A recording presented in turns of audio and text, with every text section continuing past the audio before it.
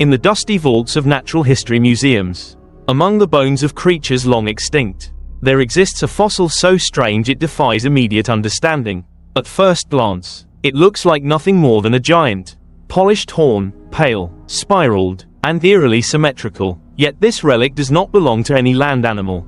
It is the ancient calling card of a forgotten oceanic titan, the Orthocone. Long before the age of dinosaurs, when the world was a tapestry of shallow seas and primeval continents, a very different kind of monster ruled the deep. It left no footprints, no roars echoing across valleys, only silent, stony shells embedded in limestone, hinting at lives as vast as they were alien. What kind of creature grew a shell taller than a double-decker bus? What predator could glide soundlessly through ancient oceans with a form so geometric it seemed sculpted by otherworldly hands? The Orthocone was not a fish, not a reptile, not anything that fits easily into modern categories. It was a cephalopod, an ancient cousin to today's squids and octopuses, but one that would make even the largest modern giant squid look small and fragile by comparison. Stretching up to 30 feet in length, orthocones were the silent emperors of Paleozoic seas, patrolling waters teeming with the early experiments of evolution. Yet despite their immense size and success, orthocones vanished from the oceans, leaving behind only cryptic traces. Fossilized shells scattered across ancient seabeds, mysterious spiraled structures poking from cliffsides, silent testaments to a dynasty that once shaped entire ecosystems. Today, paleontologists painstakingly piece together the life and times of these long-lost giants. But even now, much about orthocones remains shrouded in mystery. Were they swift hunters or patient ambush predators? How did they navigate the currents of ancient seas with such ungainly shells? And what forces ultimately toppled these rulers of the deep? To understand the Orthocone is to open a window into a world unimaginably old and profoundly alien. A time when Earth's oceans belonged not to sharks or whales, but to beings that seem, even now, like myths made flesh. Prepare to journey back over 400 million years, into a forgotten era where straight-shelled titans ruled the waters, and the boundary between the familiar and the fantastical was as fluid as the seas themselves. Orthocones were among the earliest and most successful cephalopods, their design at once elegant and terrifying. Imagine a creature with the soft, flexible body of a squid, but anchored within a long, straight shell that could extend over 9 meters, 30 feet, in length. Their streamlined, conical casing was not merely for protection, it was a masterpiece of biological engineering.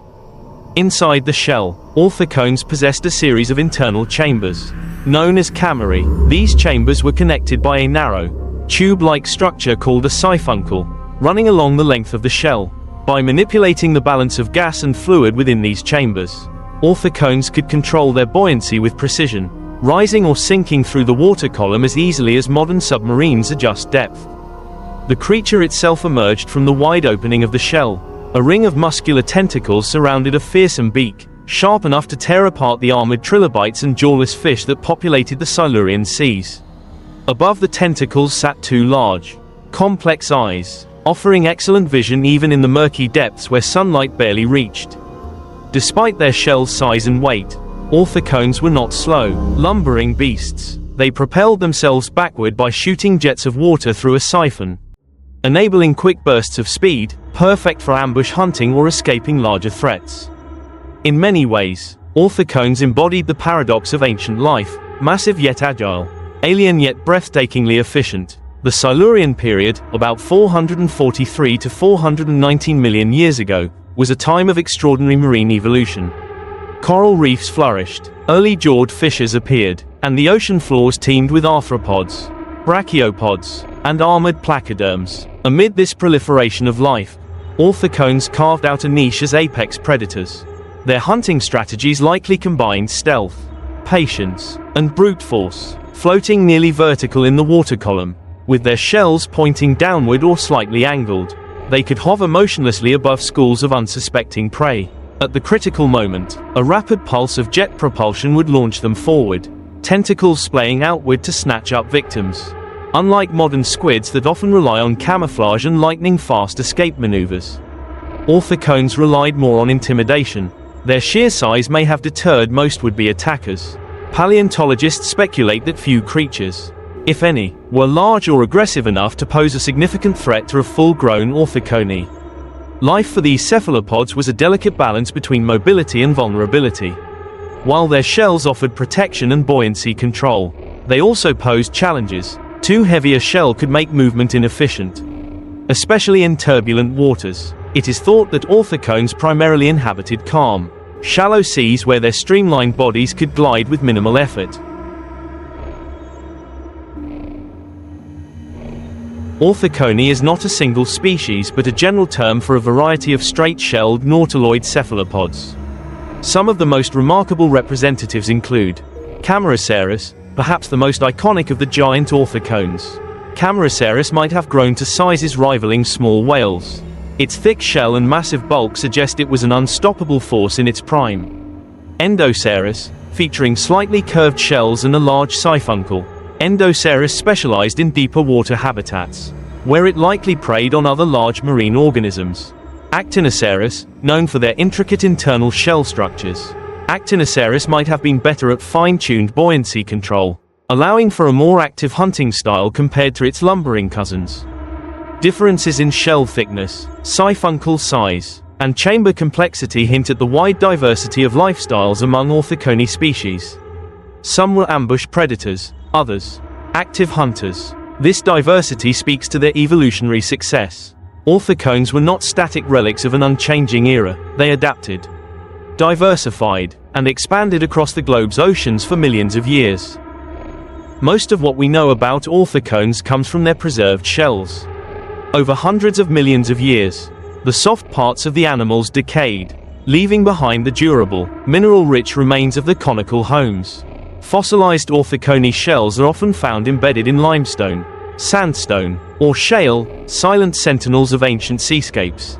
Some limestone beds are so densely packed with orthocone remains that they suggest mass mortality events, perhaps caused by sudden anoxic conditions, lack of oxygen, or catastrophic storms.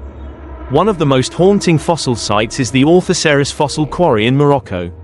Here, slabs of black limestone shimmer with the ghostly outlines of countless orthocones, their shells eternally frozen in chaotic, intertwined patterns. These fossils not only reveal the size and structure of orthocones but also offer tantalizing hints about their behavior.